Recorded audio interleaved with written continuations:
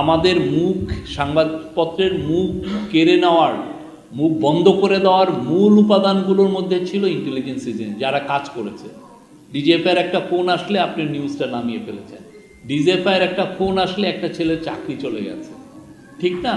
তো আমাদের এই যে ইন্টেলিজেন্স এজেন্সি বলেন, সিকিউরিটি এজেন্সি বলেন, এদেরকে যাতে এরা যেন ভবিষ্যতে আর কোনো দিন সরাসরি ইন্টারভেন না করতে পারে, সেটা আমাদের মেকানিজম বের করতে হবে। আপনি যতক্ষণ খালি বলবেন ফ্যাসিবাদী ফ্যাসিবাদী, এটা একটা ছেলে খেলা, একটা বাজে ওয়ার্ড হয়ে যাবে, এটা কোনো ফালতু ওয়ার্ড হয়ে যাবে। কিন্তু এর পিছনের যে কাজটা আমাদের করতে হবে, কাজটা হচ্ছে আমরা ভালো রিসার্চ করে কারা কারা ইনভলভ ছিল, কারা কারা এই বয়ানগুলো তৈরি করছে, কারা কারা আমার অধিকার, আমি কেন এদের মুখ উন্মোচন করতে চাই, আমার তাকে পানিশমেন্ট দেওয়া আমার উদ্দেশ্য না। আমার উদ্দেশ্য হলো সে আমার সিভিল লিবার্টিস, আমার যে ফ্রিডমটা সে কেড়ে নিয়েছিল, এটা একটা ভয়াবহ অন্যায়। এবং সে এমনভাবে বয়ান করেছে তাতে ওই গভর্নমেন্ট মনে করেছে যে আমাকে খুন করাটা তার জন্য জায়েজ। সে খুন করার বয়ানও অনেক সময় তৈরি করে ফেলেছে।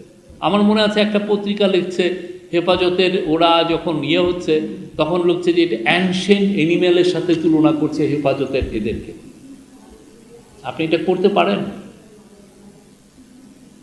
মানে অ্যানিমেলকে তো মারা যায়, ঠিক না? মানে আপনি কি ওই আপনার বয়ানটা তৈরি করতে চাচ্ছেন?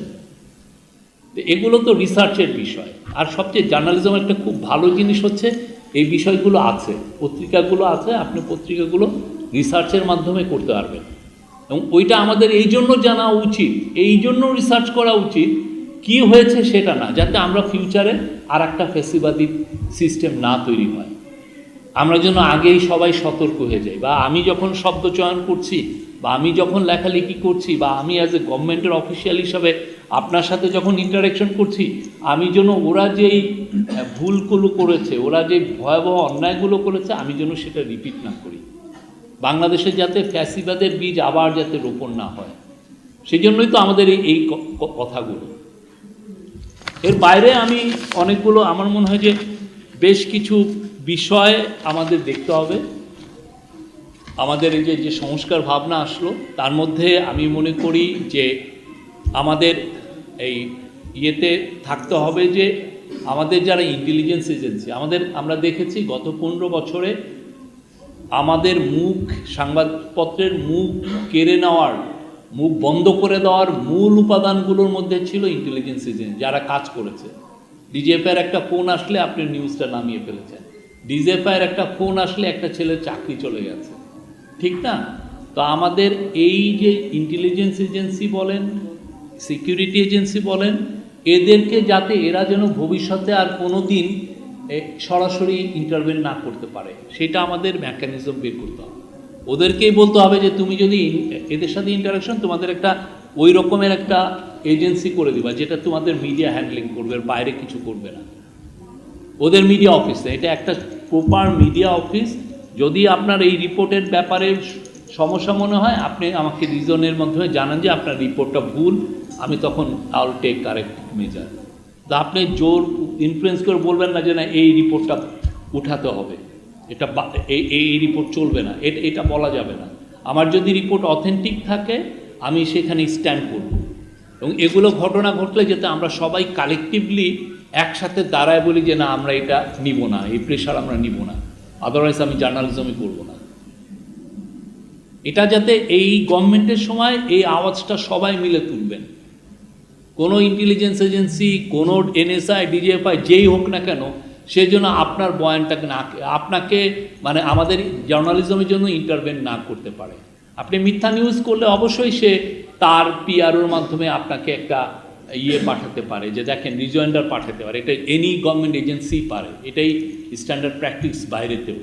কিন্তু তাই বলে আপনাকে ফায়ার করা, আপনার নিউজটাকে নামিয়ে ফেলা, যে ভালো নিউজকে, এটা তো এগুলো যাতে না হয় সেটার জন্য আমাদের নিজেদের একটা মেকানিজম তৈরি করতে হবে। তারপর হচ্ছে আমাদের গভর্নমেন্টের ইন্টারভেনশন। আগে যেটা হয়েছে আপনারা জানেন, আমরা শুনেছি যে মন্ত্রীরাও ইন্টারভেন করতেন ভয়াবহ রকমের। একটা মন্ত্রী সাথে ইন্ডিয়ান অ্যাম্বাসেডারের এক ছবি নিয়ে একটা ছেলের চাকরি চলে গিয়েছিল। ওইখানে ইন্ডিয়ান অ্যাম্বাসেডারকে একটু দেখাচ্ছে, এই জন্য উনি ভালো মতো ভালো পোস্টারে আছেন, আর মন্ত্রীকে খুব একটু সাবমিসিভ লাগছে, নিয়মান লাগছে। ওই ছবিটা ওই ছেলেটা কেন পোস্ট করলো, সেই জন্য ওর চাকরি চলে গেছে। ওরা বলা যায় ওর চাকরিটা খাও।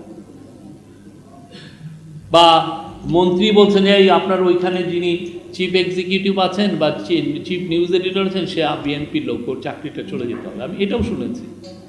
এইটাও এই ধরনের ইন্টারভেনশন থেকেও আমাদেরকে বেরোতে হবে না। আমরা আমাদের সময় আমরা বলছি যে আমরা কোনো ইন্টারভেনশন করছি না, আমরা আমাদের সমস্ত স্টেটের অর্গানরে বলছি যে আপনাদের ইন্টারভেনশন করছি না, বাট এটা যে আবার রিপিটেড হবে না। আমাদের সত্যিকার অর্থে যতটা না লিগাল ওয়েতে জার্নালিজমকে কন্ট্রোল করা হতো, তার চেয়ে অনেক বেশি আরবিট্রারিভাবে এটা পার্সন টু একটা লোক সে অনেক বড় ক্ষমতাবান হয়ে গেল, উনি নিজে তখন ইন্টারভেন করতেন। বা এজেন্সিগুলো এক ধরনের ভাবতো যে আমার আটকানোর কি আছে, আমি এটা এই সমস্ত নিউজ আমি নিয়ন্ত্রণ করব। বা তাকে সুপার পাওয়ারটা এম্পাওয়ার করে দেওয়া হতো যে তুমি যা ইচ্ছা করতে পারবা।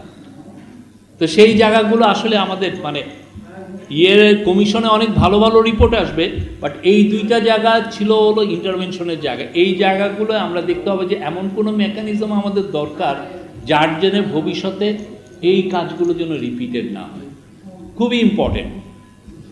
তারপরে তো আমরা চাই না কোনো ধরনের কোনো রিপ্রেসিভ ল থাকুক, যে লটা আমার কণ্ঠকে বন্ধ করে দেয়।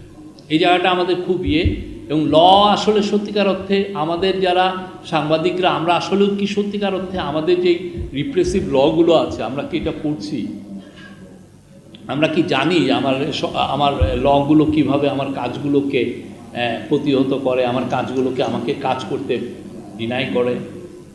এ বিষয়ে সত্যিকার অর্থে আমি আমার 30 বছরের জার্নালিজমে বলতে পারি যে আমাদের অত ভালো পড়ালেখা নাই, খুবই কম জানি। দু একটা জার্নালিস্টের অর্গানাইজেশন তারা মাঝে মধ্যে দু একটা সেশন করে, সেই এর বাইরে না, কিন্তু এটা আমাদের জানা উচিত। উনি বললেন যে সোশ্যাল মিডিয়া পলিসি সবার থাকা উচিত, আপনি কি লিখবেন আর কি লিখবেন না, এবং আপনার লেখার সাথে আপনার কোম্পানি বা আপনার যে মিডিয়া হাউস তার মতামতটা কতটা সম্পৃক্ত হয়ে যায় সেগুলো দেখে বিদেশে এটা বাদ দিয়ে দিচ্ছে। এটা এখন খুব কম সাংবাদিকের পক্ষে মানে খুব নিউট্রাল একটা পজিশন নিয়ে একটা টুইট করা সম্ভব বা ফেসবুক দেওয়া সম্ভব। সবার সোশ্যাল মিডিয়া পলিসি আছে, এভরিওয়ান।